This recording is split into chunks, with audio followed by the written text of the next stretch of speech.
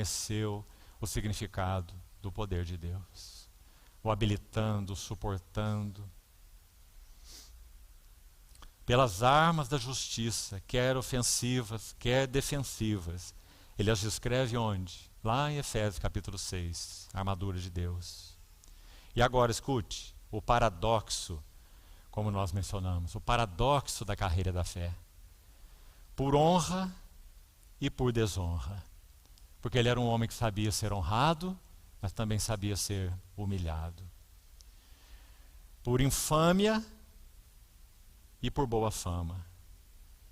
Enganadores, ou, claro, sendo tido por enganadores, né? Aproveitadores, uma pessoa que queria se valer financeiramente das igrejas que ele tinha fundado, mas sendo verdadeiros, como desconhecidos e, entretanto, bem conhecidos, como se estivéssemos morrendo. Em nós opera a morte, mas em vós a vida, levando sempre no corpo o morrer de Jesus. Dia após dia morro. São frases dele. Como se estivéssemos morrendo, contudo, eis que vivemos. Como castigados, porém não mortos. Entristecidos, mas sempre alegres. Que paradoxo, meus irmãos. Entristecidos por quê? Aflições, angústias. Quem há que se escandalize que eu não me inflame? Ao que pesa sobre mim diariamente é a preocupação com todas as igrejas. São palavras dele. Entristecidos, mas sempre alegres, nunca tendo perdido o gozo daquele que é a alegria. Se não me engano, foi J.S. Lewis que disse assim: nós cristãos não temos alegria, é a alegria que nos tem. Entristecidos, mas sempre alegres. Agora olha essas duas últimas frases. Pobres, mas enriquecendo a muitos. Acho que nós teríamos que inverter a frase quando nós pensamos no cristianismo de hoje. Ricos, humanamente falando, mas empobrecendo a muitos. E finalmente, nada tendo,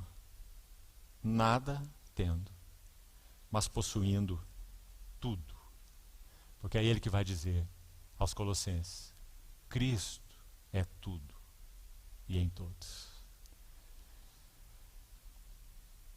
Essa frase, pobres, mas enriquecendo a muitos, me traz à memória, meus amados irmãos, alguns relatos tão lindos do avivamento morável.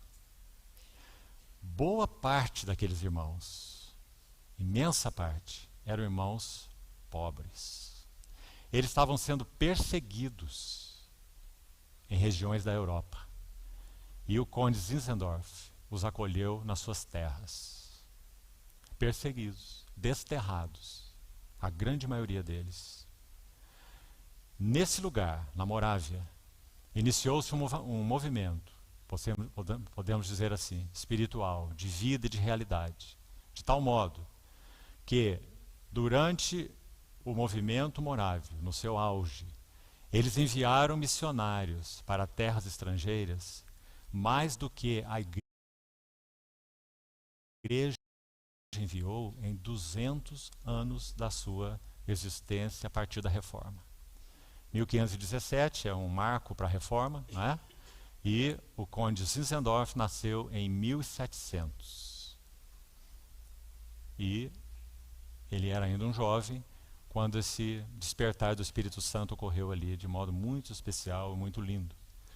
Durante uma ceia do Senhor, Zinzendorf ministrava, durante aquele período da ceia do Senhor, e o Espírito Santo operou ali de uma forma incrivelmente maravilhosa, com aqueles desterrados que vinham de convicções teológicas muito diferentes e estavam brigando entre si por causa de suas doutrinas no acolhimento que Zinzendorf deu a eles. E naquela manhã, na ceia do Senhor, Zinzendorf pregou a eles uma palavra sobre o significado de Cristo e da unidade cristã. Eles assinaram um acordo entre eles, de que eles então não mais entrariam nessas dissensões, mas não apenas assinaram um tratado. Aquela reunião iniciou-se pela manhã, aquele grupo reunido, e ela concluiu-se altas horas da noite, porque eles não conseguiam sair dali. Tal foi a experiência que eles tiveram do derramamento do Espírito Santo. Então, eles enviaram missionários para todas as regiões do mundo, pobres, mas enriquecendo a muitos.